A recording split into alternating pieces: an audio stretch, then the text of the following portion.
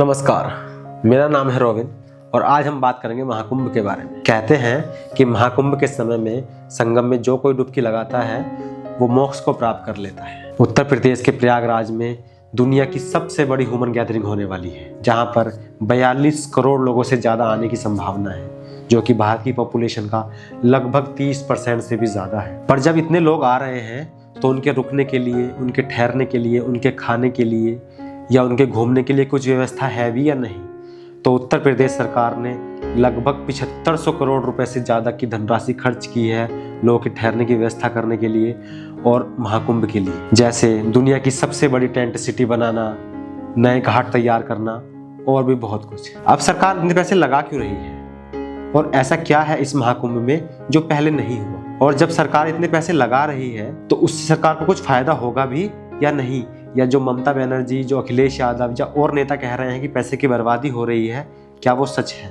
तो ऐसा नहीं है। उत्तर प्रदेश सरकार भले ही 7500 करोड़ रुपए से ज़्यादा की धनराशि इस बार महाकुंभ में खर्च कर रही हो, लेकिन कुछ एक्सपर्ट का कहना यह है कि सरकार को लगभग 2 लाख करोड़ रुपए से ज़्यादा का रेवेन्यू होगा। और कुंभ तो पहले भी लगते हुए आए हैं पर कभी किसी सरकार ने ध्यान नहीं दिया। अब सवाल ये है कि कुंभ लगता क्यों है? तो जब समुद्र मंथन चल रहा था तो कई चीजें समुद्र मंथन से निकली थी।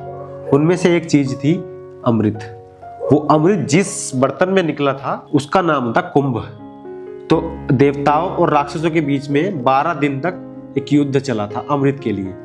तो जब वो युद्ध चल रहा था तो अमृत की कुछ बूंदें 4 स्थानों पर, जहां प्रयागराज, उज्जैन, नासिक और हरिद्वार में गिरी थी। तो जहां 4 बूंदें ये गिरी थी वहां पे कुंभ का मेला लगता है।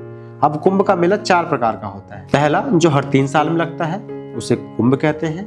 दूसरा, जो हर 6 साल में लगता है उसे अर्ध कुंभ कहते हैं। तीसरा, जो हर 12 साल में लगता है उसे पूर्ण कुंभ कहते हैं। चौथा, जो 144 साल में लगता है 144 ईयर बाद, उसे महाकुंभ कहते हैं। तो इस बार महाकुंभ है इसलिए और भी भव्य है। पहले की सरकार में महाकुंभ की नाकामी का अंदाजा आप इस बात से लगा सकते हैं कि जब भारत आजाद हुआ था तो 1954 में पहला प्रयागराज में महाकुंभ लगा था और द गार्जियन के अनुसार उस महाकुंभ में भगदड़ मच गई थी, जिसमें 800 से ज्यादा लोगों की मौत हुई थी और 2000 लोग घायल हुए थे। दूसरा, जब 2013 में अखिलेश की सरकार के समय में प्रयागराज में कुंभ लगा था तो उसमें एक रेलवे फुट ब्रिज गिरने से 10 लोगों की मौत और 39 लोग घायल हो गए थे।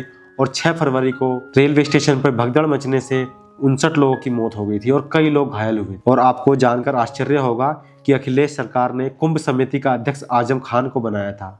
अब जिस व्यक्ति को कुंभ का कुछ भी ज्ञान ना हो और जो व्यक्ति हमारे धर्म का ना हो, उसे क्या पता होगा कुंभ के बारे में और उसकी सौंदर्यता के बारे में? खैर, पहले कुछ भी हुआ हो लेकिन इस बार का कुंभ बहुत भव्य है।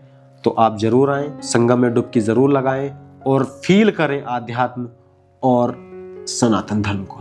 अनुभव हो रहा, बहुत अच्छा अनुभव हो रहा। आप कहाँ से आए हैं? हम चेन्नई, बैंगलोर, हैदराबाद, अहमदाबाद एंड राजस्थान। तो आप माननीय मुख्यमंत्री जी को धन्यवाद करते हैं, माननीय प्रधानमंत्री जी को धन्यवाद करते हैं। धन्यवाद, धन्यवाद, धन्यवाद। Thank you, thank you, thank you.